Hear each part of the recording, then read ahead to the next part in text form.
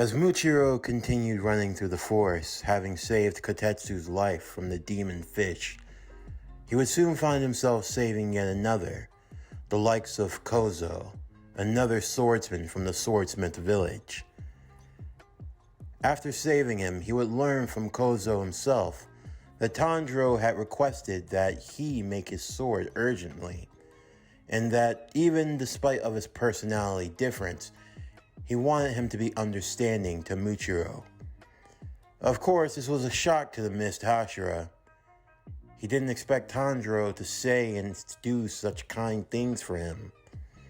For some reason, for one that he couldn't understand, he was moved.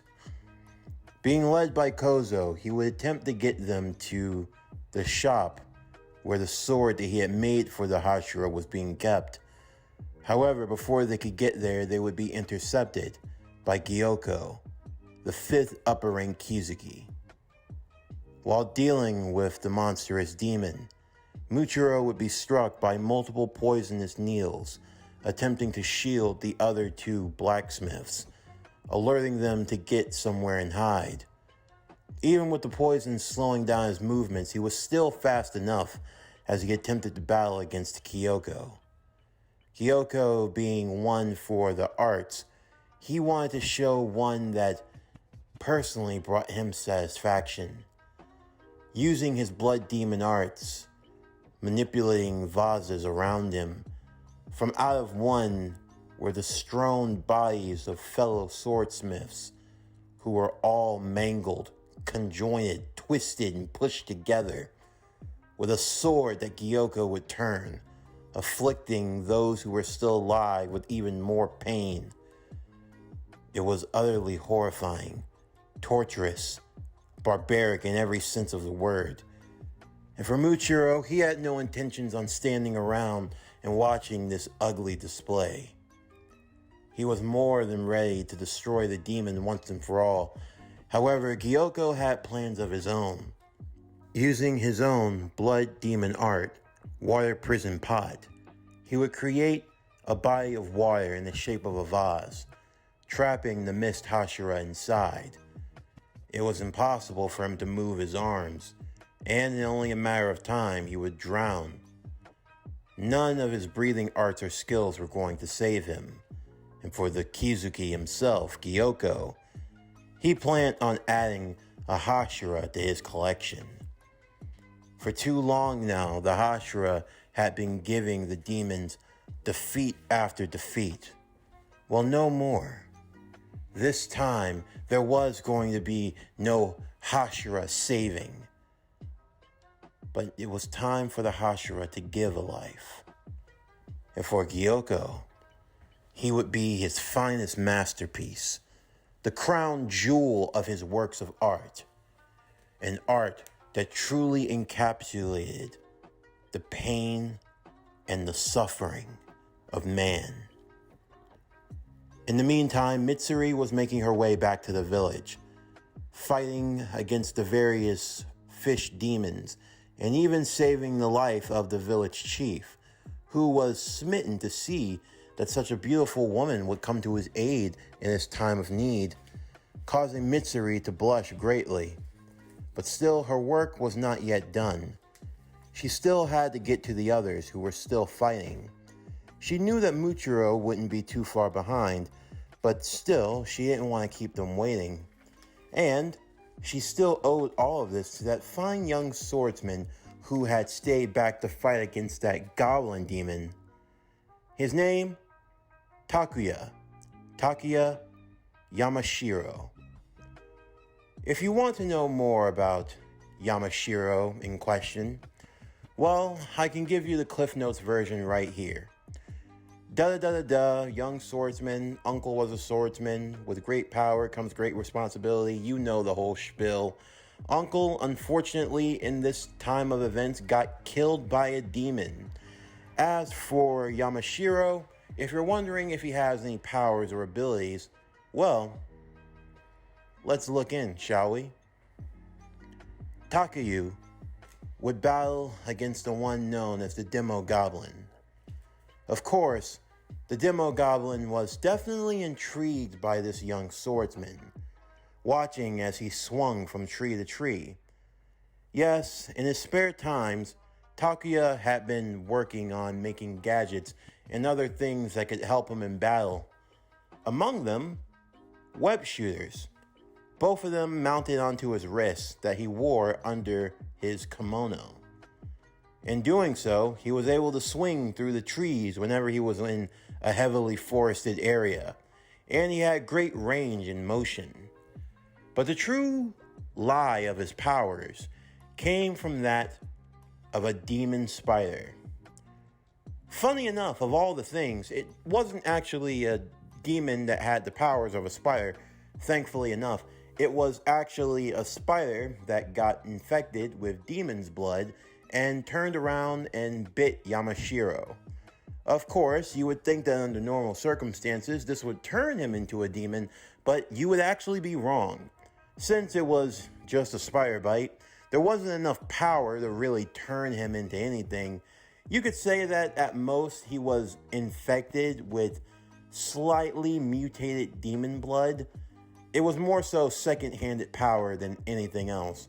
But he got an increase in strength, speed, stamina, all those basic stat categories, as well as gaining a power he dubbed the Spider Sense. It basically allowed him to sense whenever there was trouble coming just before it happened. He had been working through it, and he had actually just gotten into the Demon Slayer Corps a little over a year ago after going through the final selection trial.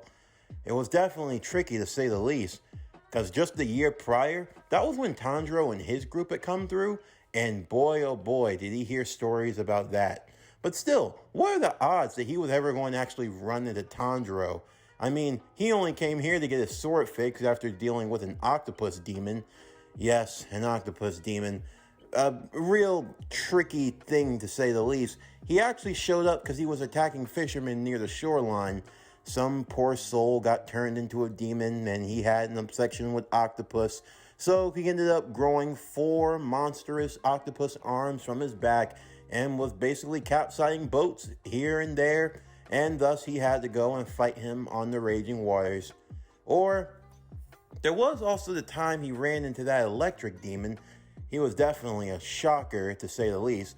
Oh yeah, there was the shocker demon. A demon that was banging around drums. Not the one you're thinking about from season 1, but another demon.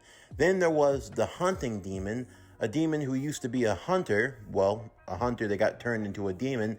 And then decided to hunt man instead. Yeah, he spent a good month being tracked down by that guy. Then, by all accounts, you'll never guess, there was a rhinoceros demon. Yeah, I have no idea how this even happened. Somehow, some way, someone smuggled a rhinoceros from the other world to Japan on a boat, and long story short, the demons got a hold of it, it mutated, transformed, rampaged, caused some chaos, and well, you know, all in a day's work for a demon slayer, if you will. Well, when you fight in all those battles and you have all those experiences, your sword's bound to get breaking every time and again. As such, Takuya was looking to come to the swordsmith village to get a new sword, but little did he expect that he would be fighting against a goblin of all things. We don't talk about goblins, mainly because goblins have a touchy spot for Takuya. You see, his last mission, if we're being honest, was not a success. Because you see, there was another goblin demon with green skin.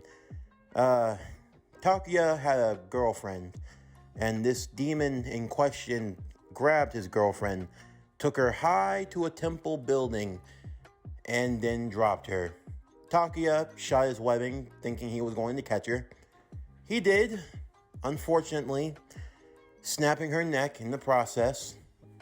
So that only added more trauma that Takuya had to deal with. So, safe to say, this was more of a healing session, not just for his body, but for his heart. But if you must know, he did get revenge. He turned that demon into sashimi. But in either case, he found himself once more battling against yet another goblin, whose blood demon art was over that of fire and corpses, as he literally took a corpse, set it on fire, and was flying on it like a glider.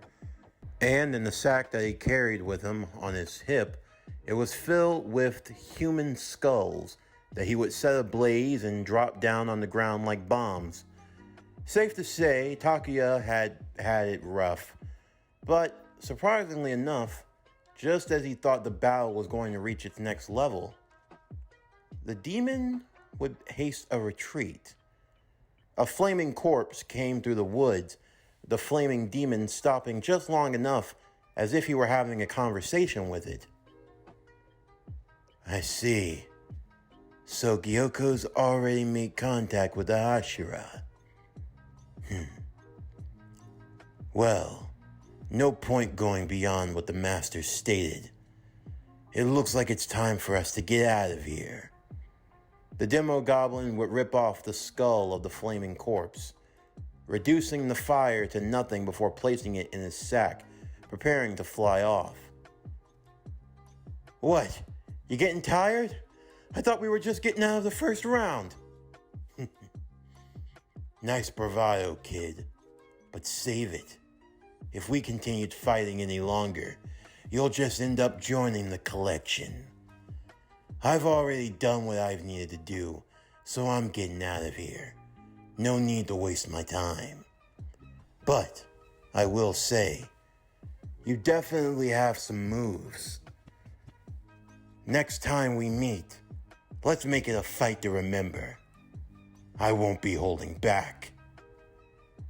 As the demo goblin flew away, Takuya would yell out towards it, putting up bravado, but deep down he was actually quite grateful, because if this fight continued, then he was probably going to lose. Or maybe not, but in the end, we'll never really know for now. Still, it left him with a decision to make. In all the midst of the chaos and everything else that was raining around him, it could be a time to haste a retreat. Although, granted, he had no idea where he was, and he'd have no idea how to get back to regular civilization. But still, I mean, did he really want to stay around and fight? Especially if there were going to be more demons to deal with. But he knew he couldn't run away. Responsibility, all that jazz. He loved his uncle, but sometimes he just wished he hadn't said those words. But still, there was one thing that brought him a little joy. There was seeing the love Hashira. Her beautiful face, those bright green eyes, her soft pink hair with the green highlights, that rack, her thighs, those thigh socks. Maybe, who's to say? If he saved the life of the love Hashira, then, maybe she might like him. At least he'd be in the profession with a girl that also shared his interest. He thought about the possibilities. I could settle down with Mitsuri. I save her life. She'll love me forever. We can defeat all the demons, slay Muzan, grow old, retire, have a whole swaddle of kids. There's no guarantee that it'll happen, but at least if I give it a shot, there'll be a chance. No. Knowing me, I'll end up being cursed with the Yamashiro luck. Nothing ever goes right in my family's life. But still, there's a chance. There's a chance and I have to take it. Run away or go save people. Run like a coward, be a hero. Live and be a coward or die a hero. Potentially get with Mitsuri, get eaten by a demon. Damn it! I'm coming for you, Miss Kanaroji! And with that, Yamashiro began swinging through the trees. He was heading towards danger, he knew it. But still, better to have lived, loved, and lost than Oh, who cares about that saying? In the meantime, Tanjiro was in the fight for his life, battling against the likes of the four demons, each one representative of an emotion, trying to fend them all off while protecting Nezuko and Ginyu at the same time.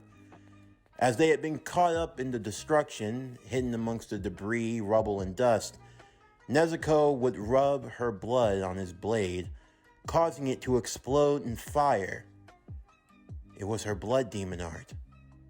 It was increasing the strength of his blade, and with Tanjiro's breathing ability, and with Venom, it could lead to the counter-strike that he needed. Venom, I think it's time for us to bust out the double critical. I don't know about that, Tanjiro. You know how dangerous it is. You'll be left in a critical condition when it's over. No pun intended. But still, if we can just get a chance, I can't pass up the opportunity Nezuko's given me. We have to be able to strike them all down, all at once. I believe with the double critical, you'll actually have a shot. But still, it'll only be a shot. You would be wise not to miss it. If I'm able to hit it on the first try, I won't even need the full 3 minutes. So what then? Well, I can only use the double critical for 3 minutes and then it's up. What if I only limit it to 1 minute? Would I still be wiped out? 3 minutes is the max that you can use the technique. I imagine if you only used it for 1 minute, you'd only face 1/3 of the effects. But still, wiping out 1/3 of your energy is no laughing matter. You still need energy to fight, energy to run, to even make a retreat if that's necessary. I don't plan to run. I'm going to stop them. It's better to be brash, but only when the situation calls for it. You need to fight with your mind and not just with your heart. Otherwise, you'll end up dead. You don't have all of your friends with you at the moment. There's no telling where the other Hashira are. You are potentially the last and only line of defense. If the situation gets dire, you need to make sure that you have enough strength to carry everyone you can and get the hell out of Dodge. But still, I agree. There is no victory for cowardice.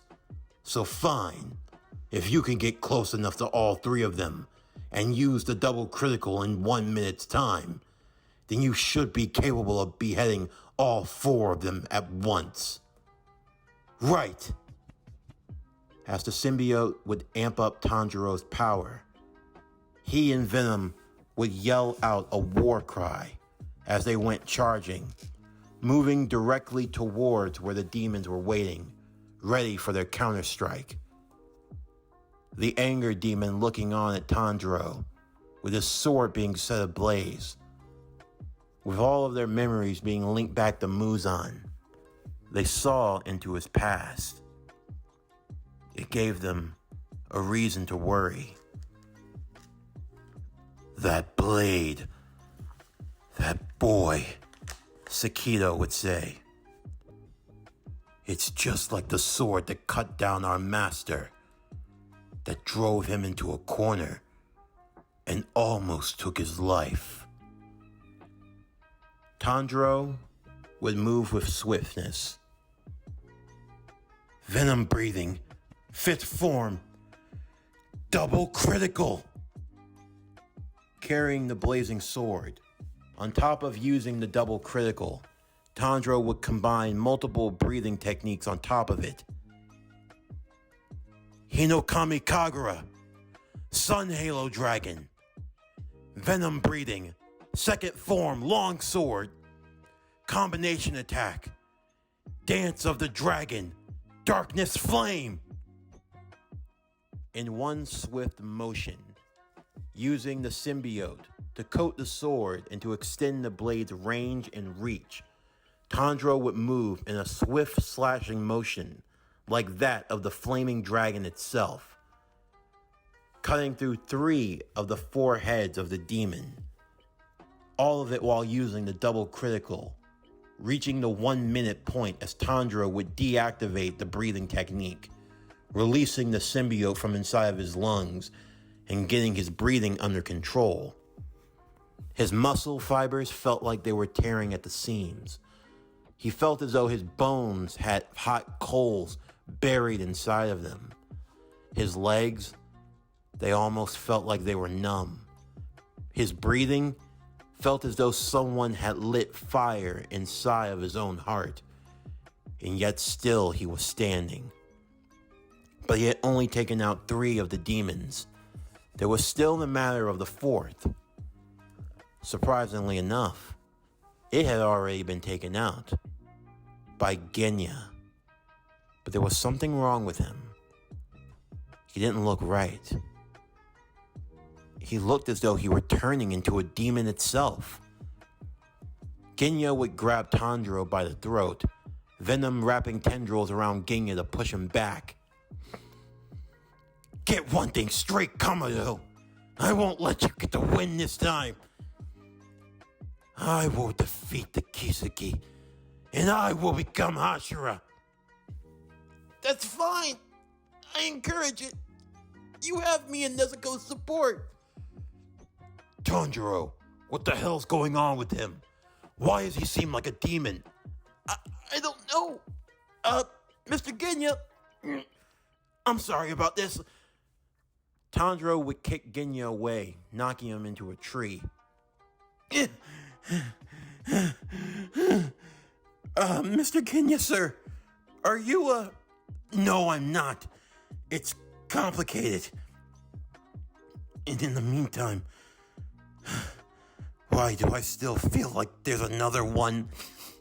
I can smell it. There is. There's a 5th demon. A 5th. You've got to be kidding me. Doesn't matter. I'll find it. I can tell you where it is with my scent. I didn't ask for your help. Please, it's the only way. Me and Nezuko will make an opening. We'll hold back the others. You find the 5th one and take it out. With no choice, he would have to go along with his plan, hunting down the now tiny, impoverished demon Hantengu, who ran away cowering in fear as Genya chased after him. In the meantime, Tanjiro, with the aid of Venom, held off the other 4 demons who were now starting to regrow and regenerate their bodies. All while doing so, Genya finally got close enough to Hantengu, ready to use his blade to cut through the tiny head and defeat him once and for all. But still, as he got close, his sword would fail him, breaking away in half. Hantengu crying out for help as now the embodiment of his anger, Sakido, with his lightning staff in hand, ready to pierce Genya in the neck. Genya knew that if he got hit, he wasn't going to be able to make it. His life would flash before his eyes in that moment. Regret, sorrow. He thought about his older brother, the Wind Hashira, Sanemi. You could say that they too suffered a fate similar to Tanjiro. Their family taken away by that of a demon. His brother forced to kill his own mom. Of course, when he was younger, he didn't fully recognize this, and of course, he said things, awful things, things that he wished he could take back.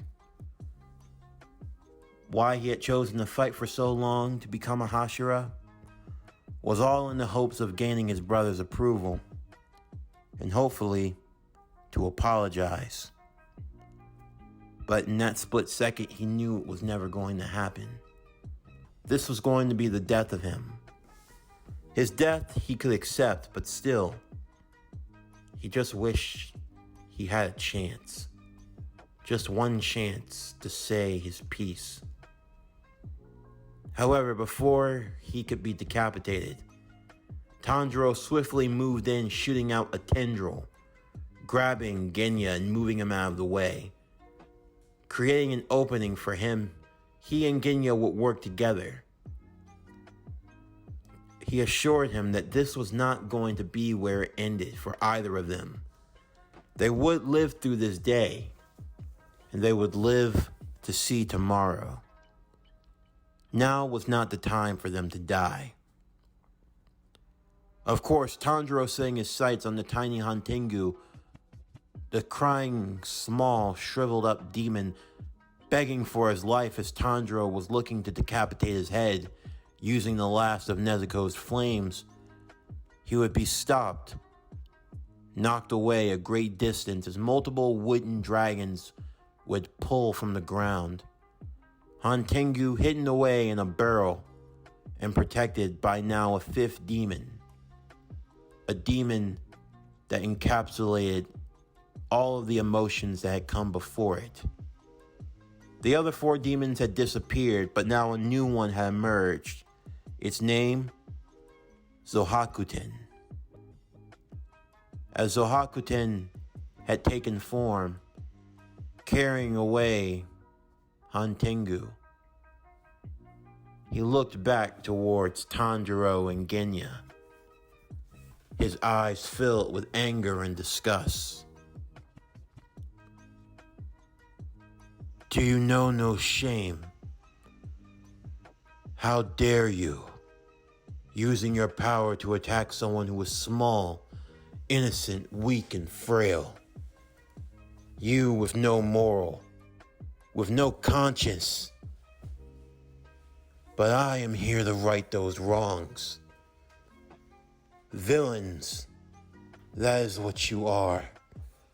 Cowardice villains who attack those who are smaller and weaker than you. Does this bring you satisfaction? Preying on the weak? Preying on the helpless? I'd like to think that even you humans could be raised better. But what could I expect? You're all fruitless. You're all cowardice. You represent everything that is wrong with the world, from generation to generation. It's a pity to think, what would your mothers think if they saw you, if they saw how you were behaving? No matter. Seeing as how you all exist, then it's obvious that your mothers came from the same— Shut the hell up! Tanjiro's blood was boiling, and so was Genya's. The symbiote that had been cut on his wound in his stomach, it had slowly morphed from a black to a gray to a pure white as it slowly began to take form around his body. Tanjiro looking to the new demon, his eyes filled with rage. Who in the hell do you think you are? You talk about my mother like that. You, a demon who slaughter innocent humans over and over again. You are the servants of the biggest coward to ever exist. I know you can hear me, Muzan. You listen through your subjects. Well, listen to this. I don't know where you're hiding, where you cower away. Or you continue to stay there. I want you to watch what I'm about to do. 'Cause I swear, on my mother's grave, on the grave of the brothers and sisters who you butchered, on the lives of every human whose demons you have tortured, I will murder every single one of them. I will put every single demon in the dirt, and when there's no one left, we are coming for you. You hear me, Muzan? What's your name? Tanjiro said to the demon. I am Zohakuten. And who might you be?